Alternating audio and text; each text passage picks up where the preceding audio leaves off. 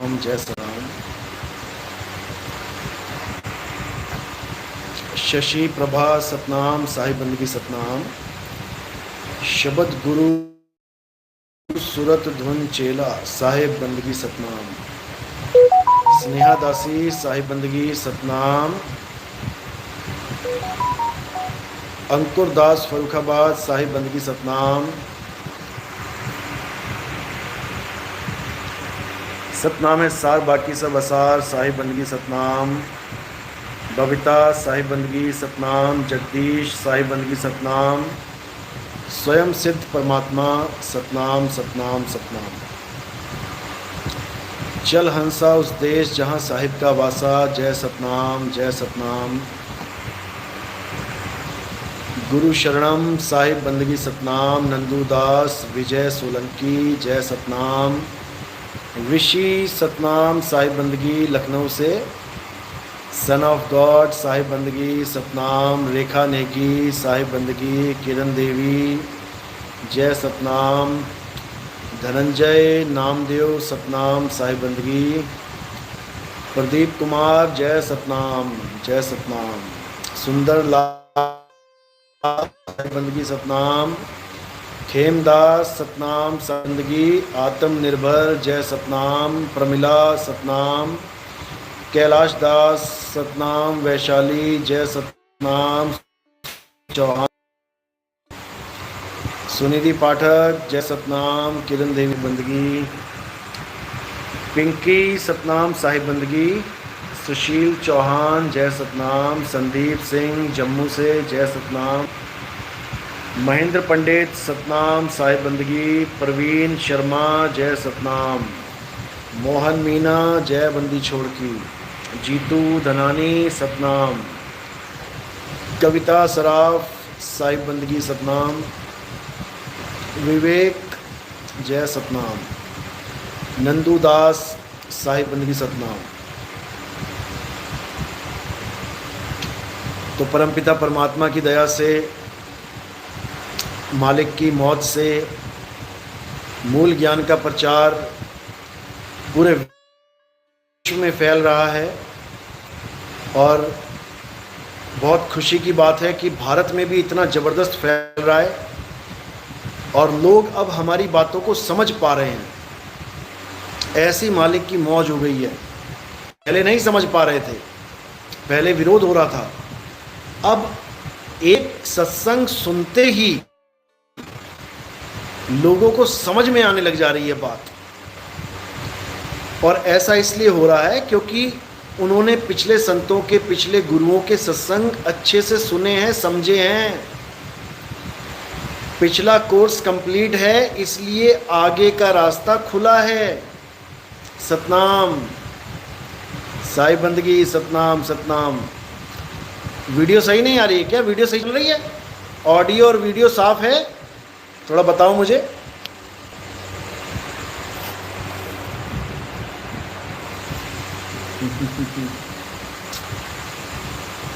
Audio और video बिल्कुल clear चल रही है।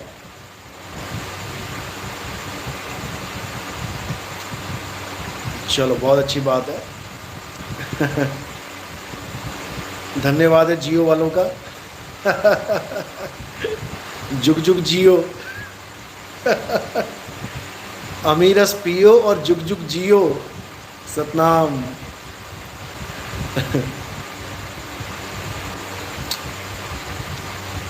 तो मालिक की दया है जो अब बहुत से ऐसे लोग जुड़ रहे हैं जो बड़ी बड़ी संस्थाओं से जुड़े हुए हैं, जो बड़े बड़े गुरुओं से जुड़े हुए हैं। और अब उनको हमारी बात 100% समझ में आ रही है। बेचारे कुछ 5 नाम में उलझे पड़े थे। बहुत बड़ी संस्था है पूरी दुनिया में, मुझे लगता है सबसे बड़ी संस्था यही है जो 5 नाम देते थे। ज्योत निरंजन, ओंकार, रारंकार, सोहंग, सतनाम।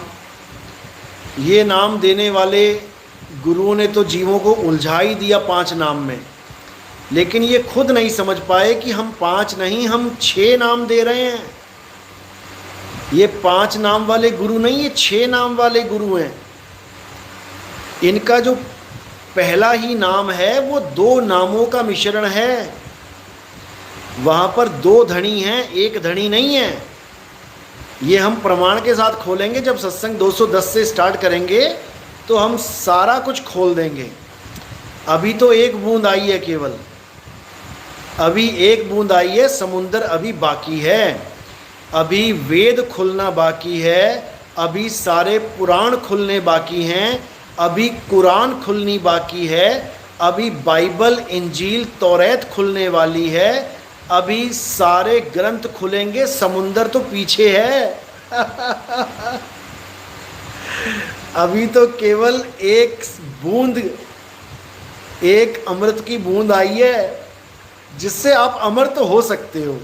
ऐसी बात नहीं है कि जिसको अभी तक ज्ञान मिला वो अधूरा है, ऐसा नहीं है। मुक्ति के लिए बहुत इनफ है, ये मुक्ति के लिए बहुत है। जितना समझ लिया है समझ लो, लेकिन पूरे संसार को एक करना है, सारे धर्मों को एक करना है, हिंदू, मुसलमान, सिख, ईसाइयों को एक करना है। उसके लिए सबके ग्रंथ खोलने पड़ेंगे।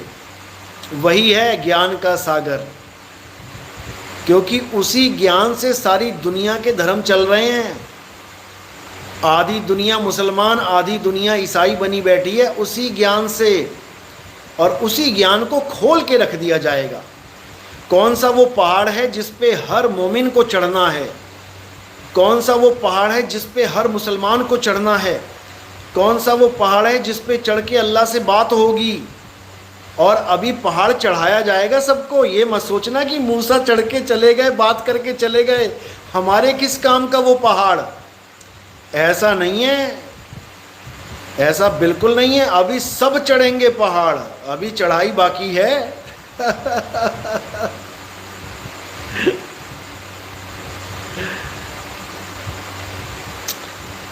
तो कुरान भी खोली जाएगी, क्योंकि ये कुरान में ही, हदीसों में इसका पूरा ब्यौरा आता है।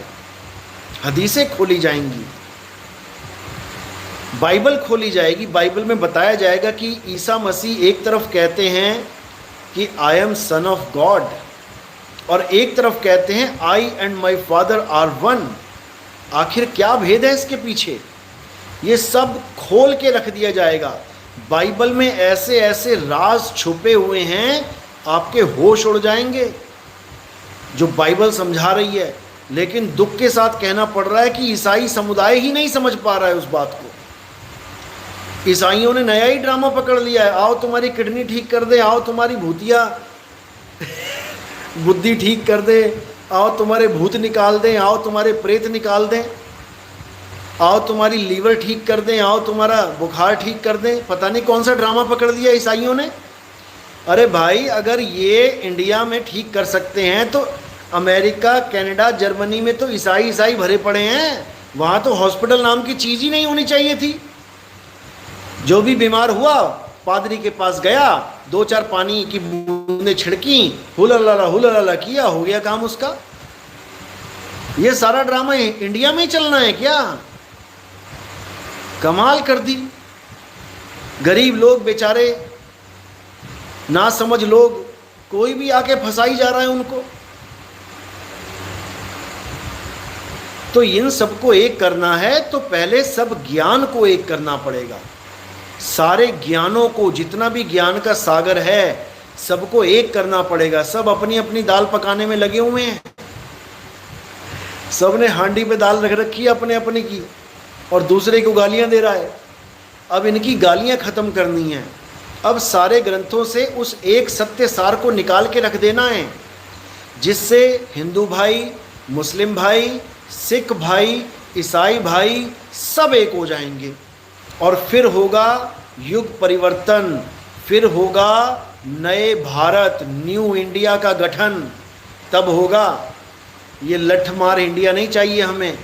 4 लठ हिंदुओं ने मुसलमान को मार दिए, 4 लठ मुसलमानों ने हिंदुओं को मार दिए, बन गया न्यू इंडिया, हो गया कल की अवतार, हो गया मेरा भारत महान। ऐसे महान नहीं बनेगा भारत, ऐसे तो जान ही निकलेंगी सबकी।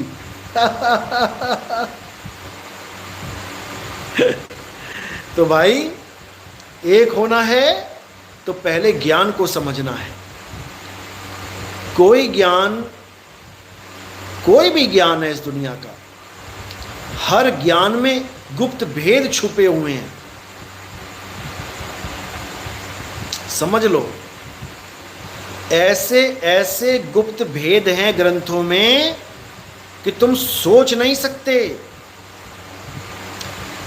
समझ लो सुनिधि पाठक, युद्ध हो जाएगा गुरुदेव जिस दिन सत्य बताएंगे तो। वो पागल होंगे जो युद्ध करेंगे, जो विवेकी हंस होंगे, जो अल्लाह के उस मेरे मालिक के उस नबी के जो सच्चे बच्चे होंगे, अच्छे बच्चे होंगे, वो बात को समझेंगे, वो युद्ध नहीं करेंगे। देखो मोहम्मद इकरामुद्दीन राइट का निशान दे रहे हैं अंगूठा देके। बिल्कुल यही सत्य है, यही सत्य है। जब तक हिंदू मुस्लिम सिख ईसाई एक नहीं होंगे तब तक ना तो समझना कि कल्कि अवतार आया, ना समझना इमाम मेहंदी आए, ना समझना कि ईसा जी आए, और ना समझना मैत्रेय बौद्ध आए, ना समझना मर्द का चेला आया, ना समझना नौतम सुरत आए, ना समझना नी अक्षर राया, नी कलंक राया आए। अच्छे से समझ लेना। जो कई लोग कहते हैं कि मोहम्मद क्या नाम था, कल्कि अवतार कौन है, वो हमारे मोहम्मद साहिब हैं। कई लोग ऐसा कहते हैं कि मोहम्मद साहब ही कल्कि अवतार है। अरे भाई कल्कि अवतार के आने के बाद का क्या जिक्र है कि सारी दुनिया सनातनी हो जाएगी। जब कल्कि दुनिया सनातन को अपना लेगी तो क्या सारी दुनिया बन गई? अरे मोहम्मद साहब आए हैं, सारी अभी सारी दुनिया को मुस्लिम बनाएंगे हिंदी, सारी दुनिया को ईसाई बनाएंगे जीसस सेकंड कमिंग, सारी दुनिया को सनातनी बनाएंगे कल्कि अवतार, और सारी दुनिया को सिख बनाएंगे मर्द के चेले, सारी दुनिया को बौद्ध बनाएंगे मैत्रेय बौद्ध, और सारी दुनिया को सत साहिब के बच्चे बनाएंगे कौन? निहि कलंक राया। समझ लो, समझ लो। आवाज साफ आ रही है?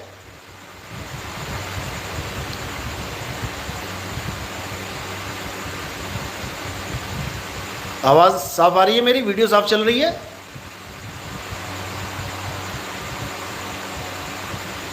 यस, ओके, ठीक है। डॉक्टर हिमांशु, सतनाम गुरुजी, निराकार और निरंकार में क्या अंतर है, एंड क्या जो हमें सत्य स्वरूप प्राप्त होगा अपना निज स्वरूप वही शब्द धुन है? बहुत बढ़िया सवाल है। देखो निराकार और निरंकार में फ़र्क समझ लो। निरंकार नाउन है, नाउन यानी संज्ञा, और निराकार एडजेक्टिव है यानी गुण। दोनों में फ़र्क है। निरंकार बोला गया है आत्मदेव को, तू सदा सलामत निरंकार, निरंकार। और जो निराकार है वो उसका गुण है कि उसका कोई आकार नहीं। निराकार एक गुण है, निरंकार सत्य है। समझ लो, यानी आत्मा सत्य है, आत्मा का कोई आकार नहीं है। लेकिन लोग आत्मा की जगह आकाश को, आकाश तत्व को जो दोनों हाथों के बीच में है, ये दोनों हाथों के बीच में क्या है? ये आकाश तत्व है। इसको निराकार मान बैठे हैं, इसको निरंकार मान बैठे हैं। बस दिक्कत ये है यानी आकाश तत्व को निराकार मान बैठे हैं। कई आचार्य तो ऐसे हैं, आम के आचार, जो कहते हैं कि आत्मा आकाश है, आकाश का वही है, इस आकाश को ना कोई जला सकता है, इस आकाश को ना कोई काट सकता है, ना कोई इसको गीला कर सकता है, ना कोई इसको बुझा सकता है। आकाश को आत्मा बना के सिद्ध कर दिया। बताओ, कभी कल्याण नहीं होगा, कभी भी नहीं। निरंकारी पंथ में भी यही ज्ञान देते हैं कि दोनों हाथों के बीच में निराकार ही परमात्मा है, जबकि ऐसा नहीं है। परमात्मा तुम्हारी आंखों के सामने नहीं है, आंखों के सामने माया है, समझ लो। क्यों? क्योंकि जो दिखे सो माया। इसीलिए बाबा नानक कह रहे हैं, इसीलिए बाबा नानक कह रहे हैं, अखा वाजो वेखना। जब सच्चा गुरु मिलेगा तो इन आंखों से नहीं दिखाएगा तुम्हें कि दोनों हाथ दिखा दिए, बीच में कह दिया ये निराकार है, निरंकार। ये तो तुमने आंखों से देख लिया। नानक साहब कह रहे हैं, अखा वाजो वेखना, बिन कन्नी सुनना। जो सच्चा शब्द है, जो सच्चा नाम है, वो बिना कानों के सुना जाएगा।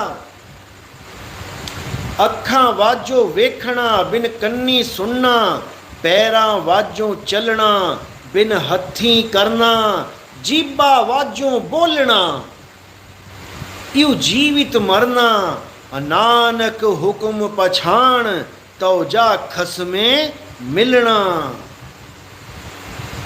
हुक्म पहचानो मालिक का, हुक्म क्या है। और जब तुम्हें हुक्म समझ में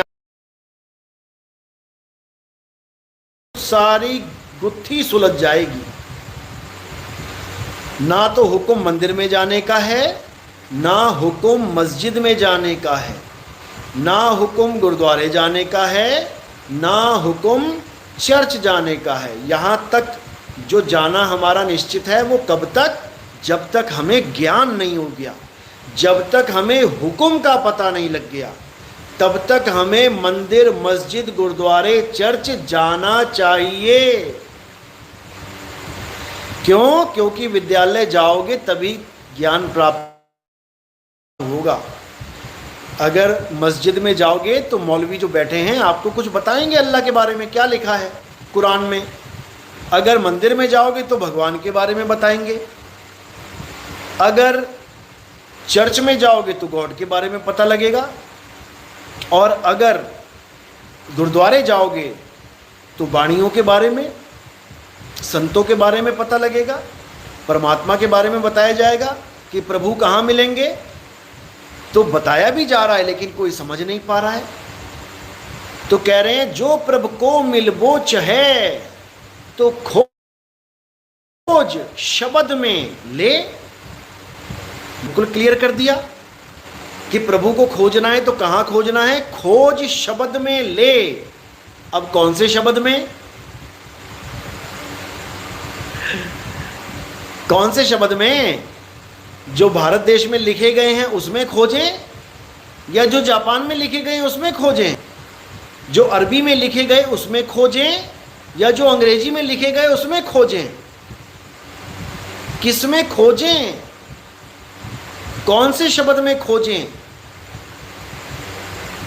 यही नहीं समझ में आ रहा किसी को। अरे खोज शब्द में ले, मतलब अपनी आत्मा में खोज। तेरी आत्मा ही शब्द है। अरे शब्द हमारा, तू शब्द का, सुन मत जा सरक, और जो चाहे निज रूप को शब्द ही ले परख। समझ लो, शब्द ही परख। शब्द की परख करनी है हमने। आत्मा को परखो, आत्म में राम, राम में आत्म, चीनस गुरमुख विचारे। समझ लो, तुम्हारी आत्मा में परमात्मा का वास है, खुद में खुदा रम रहा है, इसीलिए काया चल रही है। समझ लो। मोहम्मद इकरामुद्दीन गुड हमारी हर बात गुड ही है। सबसे बड़ी दिक्कत लोगों को यही है कि ये हर बात सही क्यों बोलता है। सबसे बड़ी दिक्कत यही है।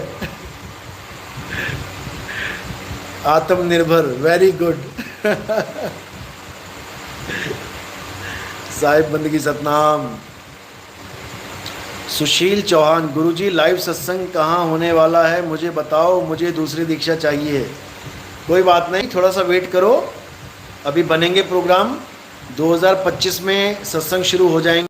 हाय गुरुजी की फतेह। ठीक ठाक हो? सुशील चौहान सतनाम। डॉक्टर हिमांशु, धन्यवाद गुरुजी। आकीब खान, साहिब बंदगी सतनाम गुरुजी, सतनाम जी सतनाम। और खान साहब ठीक ठाक हो?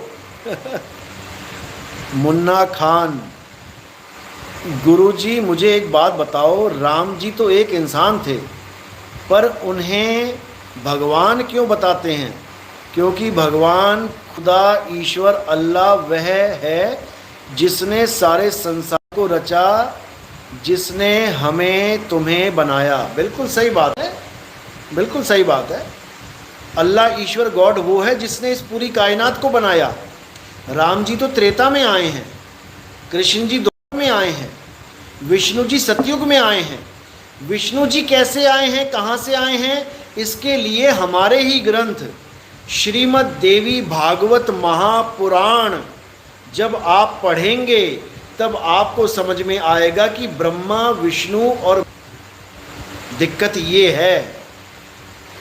हमें क्यों नहीं बता रहा है? क्योंकि अगर हमें हिंदू धर्म वालों को, भाइयों को ये पता चल गया कि ब्रह्मा विष्णु महेश जी कैसे आते हैं इस दुनिया में, तो इनकी खोज आगे की हो जाएगी। फिर ये और आगे खोजेंगे, और अगर ये और आगे खोजेंगे तो इनको मंदिर में जाने की जरूरत नहीं रहेगी, यानी मंदिर वाला काम खत्म हो जाएगा। इसलिए किसी को ब्रह्मा विष्णु महेश जी से आगे का ज्ञान दिया ही नहीं जा रहा है। ये हमारे फूटे भाग हैं, हमारी फूटी किस्मत है जो हम अपने ग्रंथों को नहीं पढ़ते। मुसलमानों में, मुसलमान भाइयों में सबसे अच्छी बात क्या है कि बच्चे बच्चे को कुरान रटवा दी जाती है बचपन में ही, मदरसों में। कुछ लोग कहते हैं मदरसों में बहुत गलत ज्ञान दिया जाता है, हिंदू धर्म के खिलाफ दिया जाता है। वो भी सेकेंडरी है, जाने दो। सब में यही चल रहा है। हिंदुओं को मुसलमान के लिए भड़काया जाता है, मुसलमानों को हिंदुओं के लिए। ईसाई यहूदी से परेशान है, यहूदी ईसाई से परेशान है, वो भी जाने दो। मेन मुद्दा ये है कि मुसलमान भाई कम से कम अपने हर बच्चे को कुरान से वाकिफ़ करा देते हैं। मुझे सारे हिंदू भाई ये बता दे कि किस किस ने अपने बच्चे को गीता का पाठ पढ़वाया है, बता दो जरा। मारने मरने के लिए तो तैयार हो जाते हैं लठ उठा के, अरे पढ़ने पढ़ाने के लिए भी तो तैयार हो जाओ। पढ़ते क्यों नहीं हो? सबसे पहला ग्रंथ अगर हिंदू भाइयों को पढ़ना है तो सबसे पहले गीता पढ़ना है। मैंने इसीलिए गीता छपवाई है। हम कबीर पंथी हैं लेकिन फिर भी गीता छपवा के बैठे हैं। हमारा कृष्ण जी की पूजा से कोई मतलब ही नहीं है, फिर भी हम कृष्ण जी का संदेश जन जन तक पहुंचा रहे हैं कि मेरे भाइयों पहले कृष्ण जी को समझो कि कृष्ण जी कहना क्या चाह रहे हैं। उन्होंने ये नहीं कहा कि मेरी पूजा करो, राम जी ने नहीं कहा कि मेरी पूजा करो। अरे राम जी के गुरु जी ने क्या ज्ञान दिया, आप YouTube पे सर्च कर सकते हो। अरुण गोविल जी की जो रामायण थी, तुम उसका एक एक पार्ट देखना शुरू कर दो। ज़्यादा लंबा नहीं देखना है, केवल वो पार्ट शुरू कर दो जहाँ पर आपने YouTube में लिखना है राम जी के गुरु जी ने उनको क्या ज्ञान दिया, बस। या लिख दो राम जी के गुरु जी का संवाद। बस तुम ये 1 घंटे का देख लो, तुम्हें खुद समझ में आ जाएगा कि राम जी के गुरु जी समझा रहे हैं कि हे राम, अगर तुम जन्म मरण से मुक्ति प्राप्त करना चाहते हो तो आत्मा को जानो। अरे भाई रिकॉर्डेड है, सुन लो जाके, किस्मत बदल जाएगी, अज्ञानता दिमाग से हट जाएगी। जो राम जी के गुरु जी ने ज्ञान दिया है वही ज्ञान हमारा कल्याण करेगा। जो राम जी के गुरु जी ने राम को समझाया है हमें भी वही समझा रहे हैं, वो समझ लो। तो उस ज्ञान को समझो जिसको आत्म ज्ञान कहते हैं। कृष्ण जी ने क्या समझाया, हे अर्जुन, ये आत्मा अजर अमर अविनाशी है। इस आत्मा का ना तो कभी जन्म होता है ना ही कभी मृत्यु होती है। जो ये समझते हैं कि आत्मा जन्मती और मर जाती है वो दोनों ही अज्ञानी हैं। विकास गुज्जर, जय श्री राम, जय श्री राम। देखो, जय करने में कोई बुराई नहीं होती। मुसलमान भाई कहते हैं हम जय श्री राम नहीं कहेंगे। अरे जय किसी की भी कर सकते हो। जय का मतलब ये थोड़ी कि तुमने उसको खुदा मान लिया। जब मुसलमान शासक आए और मुसलमान शासक के दरबार में जब जय जयकार लगती थी, महाराज अकबर पधार रहे हैं, अकबर महाराज की जय, तो भैया अकबर की जय क्यों बोलते थे? उसके बाद कोई शाहजहां आ गया, उसके आगे क्यों सजदा करते हो, झुकते हो? महाराज की जय हो, महाराज की जय हो। तब कहाँ चला जाता है तुम्हें कि अल्लाह के अलावा कहीं और सजदा नहीं करना है? ये सब हमें गलत पाठ पढ़ाए गए हैं लड़ने लड़ाने के लिए। अगर कोई राम जी की जय बोलता है तो आप उसको बोल सकते हैं, राम जी की जय, कृष्ण जी की जय, गणेश जी की जय। जय का मतलब है एक सम्मान देना, इससे ज्यादा कुछ नहीं। समझ लो, जय खुदा, क्या बात है। आरजे देसाई, जय खुदा, क्या बात है।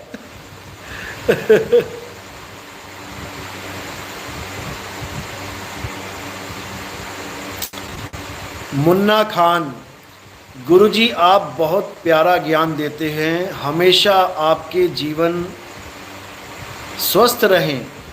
मैं उसको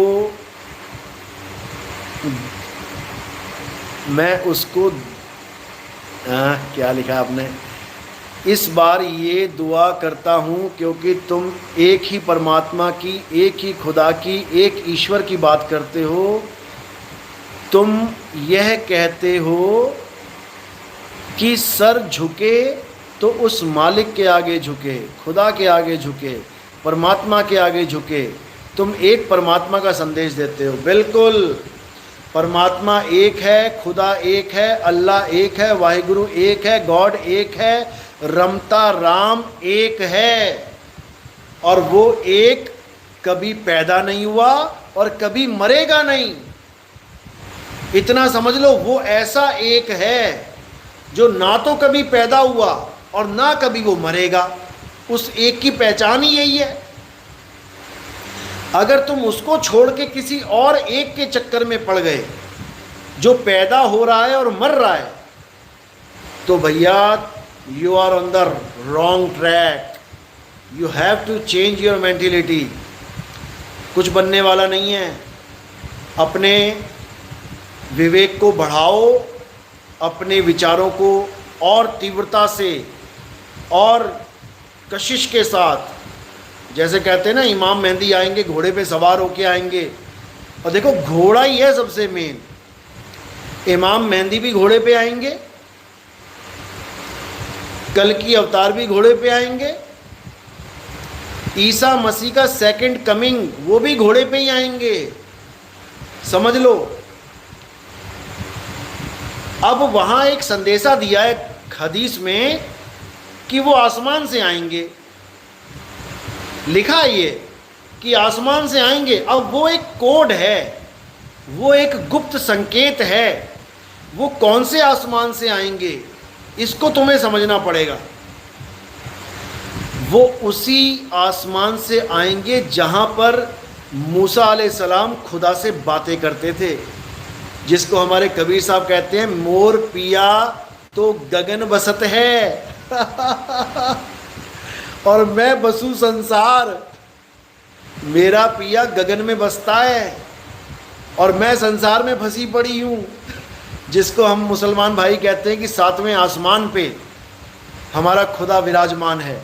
बस वहीं से आएंगे वो तो ये सब सांकेतिक ज्ञान है, क्योंकि वो वहीं हैं, वो बैठे हैं आसमान पे भाई। लेकिन ये वाला आसमान नहीं जो तुम्हारे सिर के ऊपर है। आजाद खान,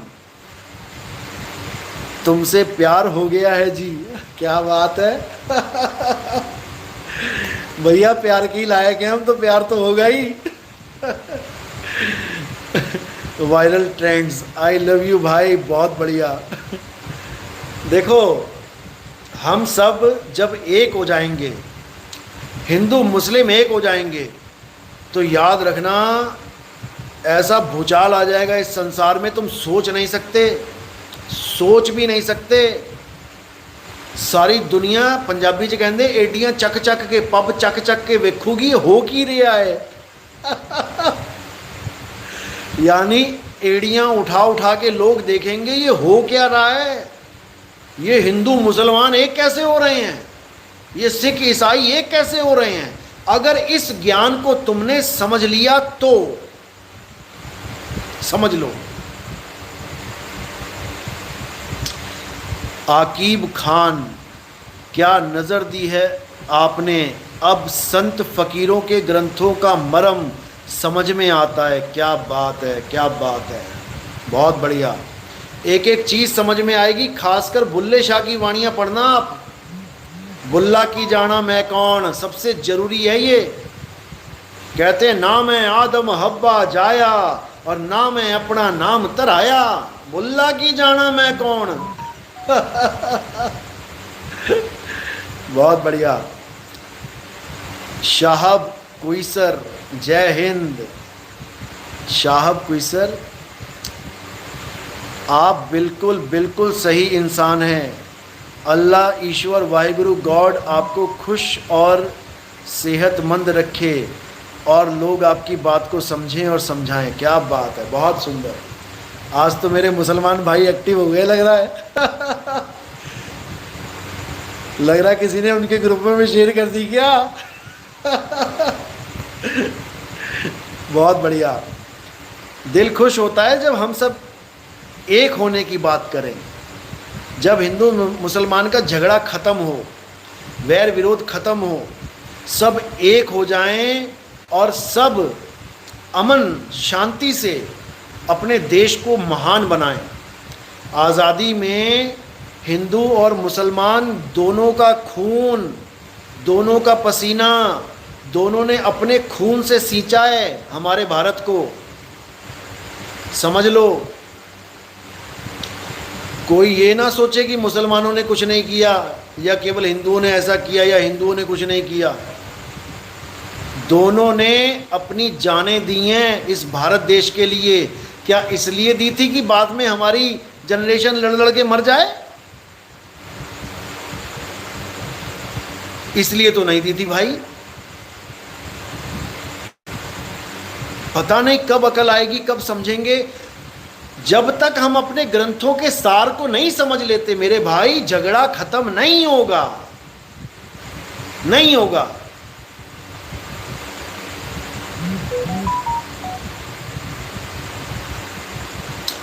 मोहम्मद इकरामुद्दीन, लेकिन मुझे बहुत बहुत अच्छी लगी आपकी बात, माशाअल्लाह, बहुत खूब।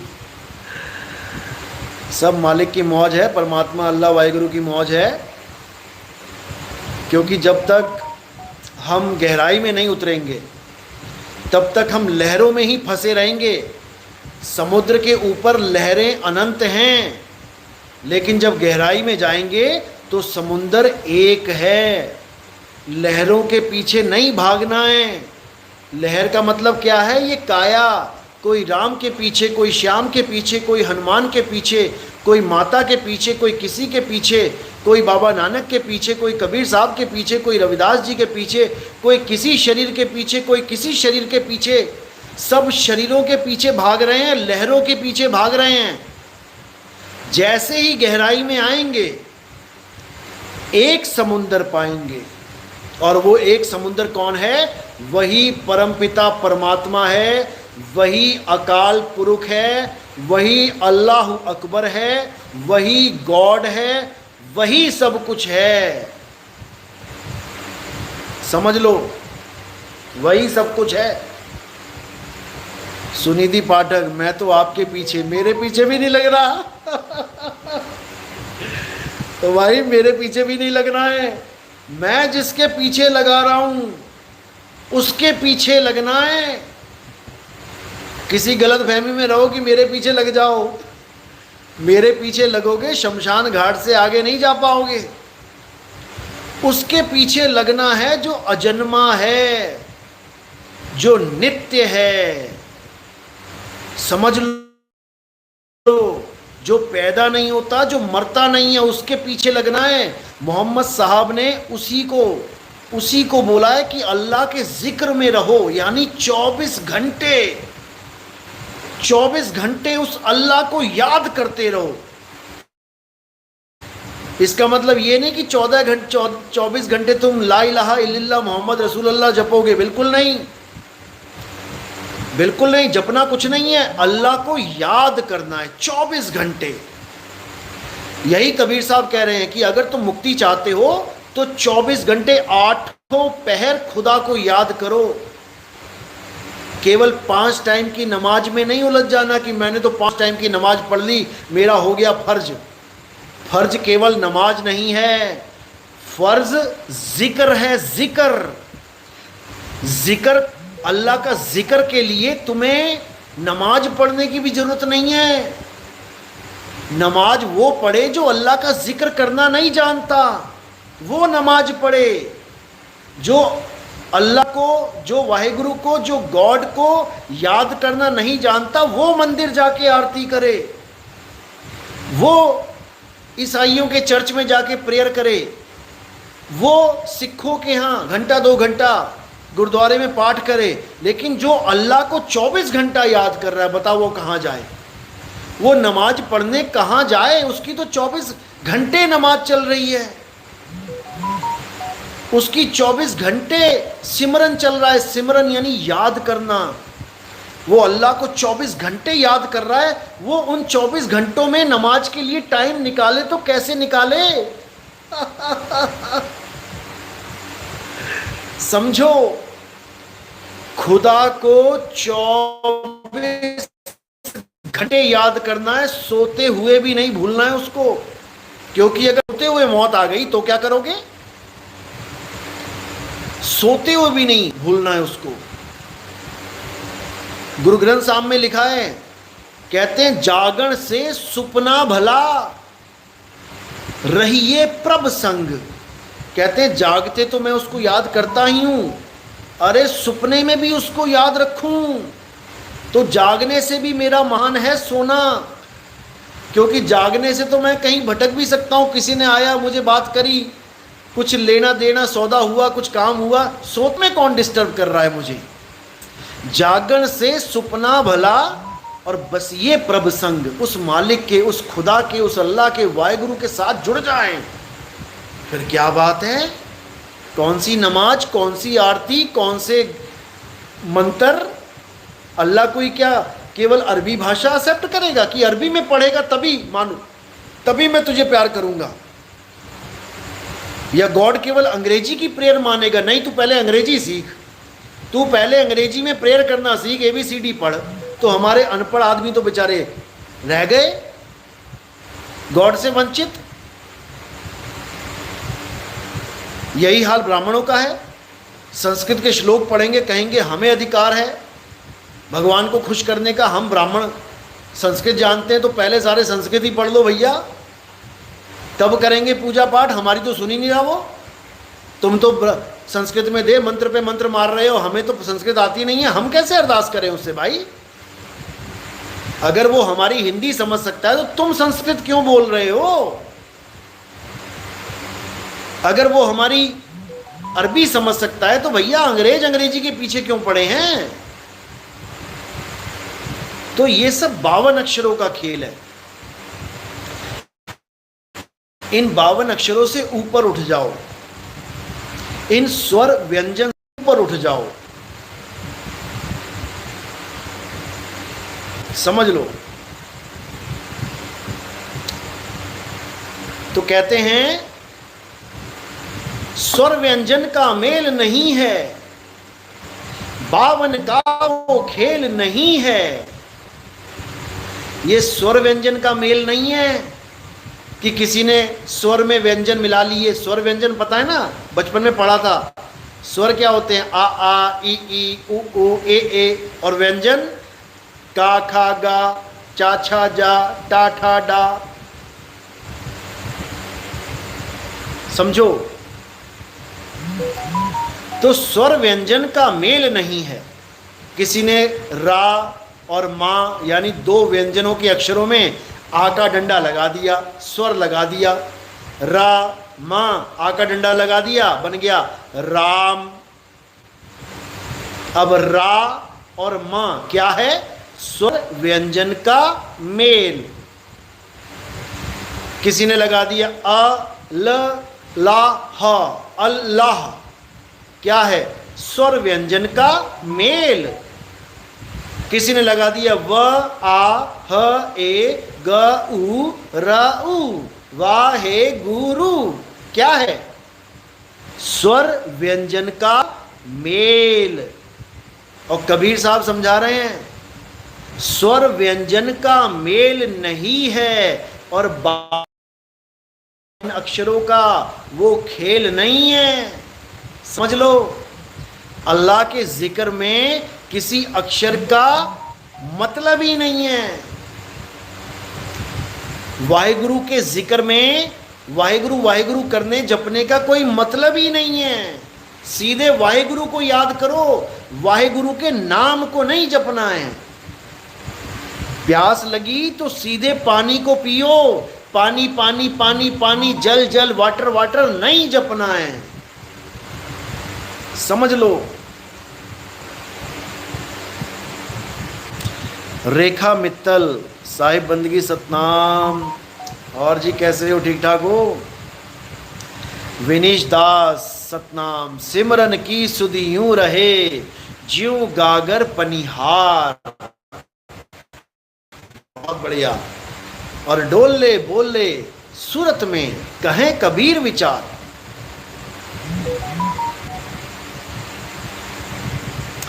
मुन्ना खान, गुरुजी आपके चेहरे पर जो दाढ़ी सजा रखी है, भैया असली है, ये सजा नहीं रखी। ये असली है मेरे भाई। आपने चेहरे पर दाढ़ी है, आप बहुत सुंदर दिखते हो, आपकी दाढ़ी बहुत प्यारी लगती है। अच्छा जी, क्या बात है। कई लोग तो इस दाढ़ी से ही परेशान है। कहते हैं कि दाढ़ी रख के बाबा बन गए हैं। अरे भाई, ये भी एक संकेत है। दाढ़ी रखना भी एक संकेत है, एक गुप्त ज्ञान है। अभी तुम्हें समझ में नहीं आएगा जो लोग दाढ़ी से नफरत करते हैं। अरे कबीर साहब ने दाढ़ी रखी, नानक साहब की दाढ़ी है, रविदास जी महाराज ने दाढ़ी रखी, बहुत से संतों ने दाढ़ी रखी है, लेकिन लोग समझ नहीं पाते। MD Mohammed Ikramuddin, okay sir, कल आऊँगा इंशाअल्लाह। अच्छा आप जा रहे हो? चलो जाओ भाई, रात ज़्यादा हो गई है। ठीक है ठीक है। सतनाम सतनाम। सत्य ज्ञान की आंधी, साहिब बंदगी सतनाम। गुरु शरणम, साहिब बंदगी सतनाम सतनाम। डॉक्टर हिमांशु, कोई गुरु का ज्ञान आज होगा कि अंड पिंड के पार सत आत्म देव परमात्मा है। यही किसी गुरु या लोगों को हजम नहीं हो रहा है, क्योंकि वह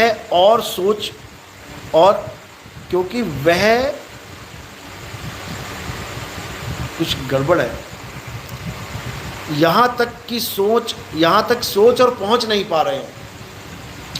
बिल्कुल सही बात है, क्योंकि लोग यही समझते हैं कि अल्लाह खुदा वाहिगुरु गॉड कहाँ है, हमारे शरीर में है, वो शरीर में मान बैठे हैं। जो लोग ये मानते हैं कि भगवान परमात्मा हमारी बॉडी के अंदर है, वो असल में गलत फहमी में हैं। इस शरीर के अंदर नहीं है खुदा, वो हमारी आत्मा में है। आत्मा में परमात्मा का वास है। खुद में आ तो मिलेगा खुदा। खुद का मतलब ये काया नहीं है, ये काया खुद नहीं है। अरे खुदी को कर बुलंद इतना, खुदी, ये काया नहीं, समझो। खुदी को बुलंद करने का मतलब आत्मविश्वास में आ, आत्मा का विश्वास कर। खुदी को कर बुलंद इतना, तेरी तकदीर से पहले खुदा बंदे से खुद पूछे और बता तेरी रजा क्या है। समझो, तो बात ये है। मुन्ना खान, गुरुजी टाइम बहुत हो गया है, मैं सोऊंगा अब, कल बात होगी आपसे इंशाअल्लाह। खुदा ने ज़िंदगी बिल्कुल बिल्कुल, कल बात होगी। साहिब बंदगी, सतनाम सतनाम।